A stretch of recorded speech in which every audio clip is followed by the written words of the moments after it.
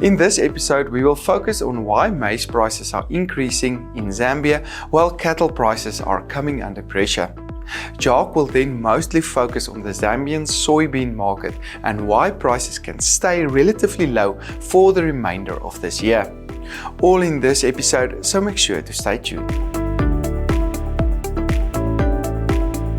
I am Dr. Johnny van der Merwe and welcome to the African Agri Overview. Make sure to follow us on YouTube, where we will share regular insights into the agricultural markets of Africa. For more detailed information and reports on sub-Saharan African soft commodity markets, please make sure to contact Jacques. In the latest economic news, the kwacha lost some ground against the US dollar over the past 2 weeks, trading on 17.84 kwachas per US dollar. The US Federal Reserve is widely expected to raise interest rates by 25 basis points at its May meeting as inflation remains above its long-term target of 2%, supporting the US dollar as a result and the kwacha that weakened slightly. The latest Brent crude oil price decreased significantly the past month to $73 per barrel, which is still due to concerns about global demand and the looming economic recession. The latest EIA report showed that gasoline inventories in the US unexpectedly jumped last week by 1.7 million barrels, indicating lower demand from the US, which is putting additional pressure on the oil price. Looking at beef prices in Zambia, we saw high prices since the PBPP outbreak last year. The effect of this disease is phasing out, and as a result, the prices are starting to decrease back to normal levels. Choice grade live prices traded on 36.5 kwachas per kilogram. Standard grade prices traded lower on 24 kwachas per kilogram, which is about 45 kwachas on the hoof, while commercial grade carcass prices traded lower on 32 kwachas per kilogram. Poultry prices again came under pressure due to high stock levels and lower demand due to the stronger exchange rate. The day-old broiler price decreased to 10.33 kwachas per head, while day-old layers traded sideways on 12.67 kwachas per head. Based on seasonal trends, we are expecting prices to increase over the next few months, especially since the kwacha weakened as well. Layer cull prices decreased to 45.3 kwachas per head, while live broilers traded higher on 80 kwachas per head. The average egg price decreased to 45.3 kwachas per tray due to lower demand and higher production levels. We are expecting prices to increase slightly over the next month. Mutton and goat prices traded slightly higher on 60 kwachas the past week, with the latest lamb price between 110 and 115 kwachas per head. Looking at the latest pork prices, the bacon price stayed on 48 kwachas per kilogram. We also saw feed prices starting to increase due to the higher maize prices as well, which could put pressure on the producer's profitability over the short term. In the grain markets, the latest maize price traded higher on $280 per metric ton, soybeans decreased to $350 per metric ton, the wheat price decreased to $530, while soy meal prices decreased to $370 per metric ton. But with that said, Jacques will tell us more on the movements within this grain markets and focusing on the soybean markets of Zambia. Good day. In this week's podcast, we will look at the Zambian soybean market. A record soybean crop was produced last year, and indications this year's crop could even be bigger. These two big crops in consecutive years have changed the dynamics in the Zambian market, i.e., Zambia becoming a big exporter of soy meal. Zambia will remain a net importer of edible oil, which mainly consists of palm and soybean oil.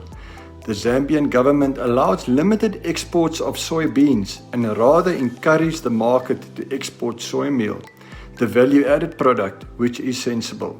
Before we continue, it's important to note that all numbers used in our tables and graphs are our best estimates, given information at our disposal, and should be seen as such. This graph indicates our Zambia soybean balance sheet estimates during the last 4 years and our forecast for this year.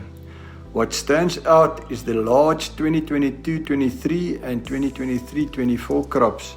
Another outlier is the 2022-23 ending stocks number. Zambian crushers usually adapt to the size of the crop, crushing more with big crops and less with smaller crops. However, during 2022-23, the government bought 100,000 tons for strategic reserves through the Food Reserve Agency. Not entirely sure why, as it is not a staple. Government is asking an unrealistically high price for the stock, and it remains unsold, and the main reason for the high 2022-23 ending stocks. The government indicated they will buy a minimum of 50,000 tons this season, and that is the reason our 2023-24 ending stock estimate remains relatively high. To put the big production numbers of the last two seasons in perspective, the next graph indicates our Zambian soybean production estimates for the past 11 years. The blue bars show Zambian crush capacity, current capacity around 800,000 tons, and it is expected a further 300,000 tons will be added over the next 12 months, as indicated in the 2024-25 forecast. Therefore, the Zambian crushing industry has sufficient capacity to handle significant further production growth. The question is how this growth in production will impact prices in the soy complex. To answer this, one needs to understand what the Zambian crusher income stream looks like. The figure on the left indicates the content of the average Zambian soybean: 18% oil, 76% soy meal, and 6% shrinkage. The figure on the right shows the crusher income stream given current market prices: 55% from soy meal and 45% from soy oil. The soy meal price is low at this point. Normally, soy meal contributes 60% or more. As indicated above, the entire soy oil supply is sold in country, and oil prices determined by import parity, as Zambia is a net importer of edible oil.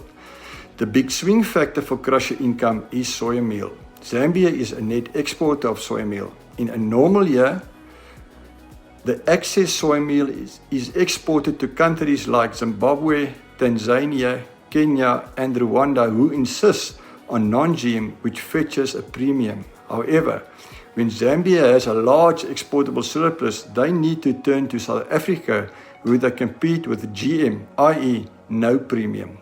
This puts pressure on soy meal prices and forces crushers to offer less for soybeans, unless oil prices increase to make up for lower soy meal prices, not expected in the short-medium term. The next graph shows our annual local soy meal consumption versus export estimates, and illustrates the significant expected growth in exports for 2022-23 and 2023-24. Exports to South Africa have commenced, and we expect it will continue during 2023-24. This should put pressure on both soy meal and soybean prices. The next graph shows price history of Zambian soy meal, soybeans, and crude soy oil. Soy oil price needs to be read off the right axis. During mid-2017, soybean and soy meal prices crashed due to a large crop and slow soy meal demand. See the blue circle to the left on the graph. Between March and October 2020, prices crashed again as COVID saw international edible oil prices significantly lower and demand for soy meal materially down. Second blue circle from the left.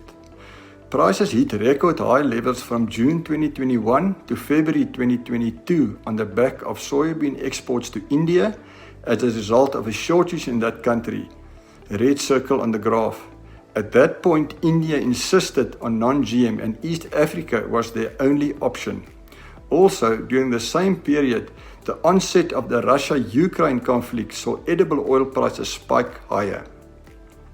The last blue circle represents the current period where Zambian soybean and soy meal prices crashed once again, this time as a result of excessive carryover stocks into 2023-24, a record expected crop likely to force Zambia to export the majority of their surplus soy meal to South Africa, and relatively low soy oil prices. In conclusion, unless a significant need for non-GM soybeans and/or soya meal develops somewhere in the world, or international soya meal and edible oil prices increase significantly, we expect Zambian soybean and soya meal prices could remain relatively low for at least Q2 and 3 of 2023. A rough guess, prices could potentially range between $370 and $430 a ton, short, medium term, between the grey lines to be read of the left-hand axis. Thank you. Thank you very much, Jacques. Very insightful. For more detailed information on the sub-Saharan African soft commodity markets, please make sure to contact Jacques Pienaar on the details displayed on screen. I'm Dr. Johnny van der Merwe, and thank you for watching, and don't forget to subscribe.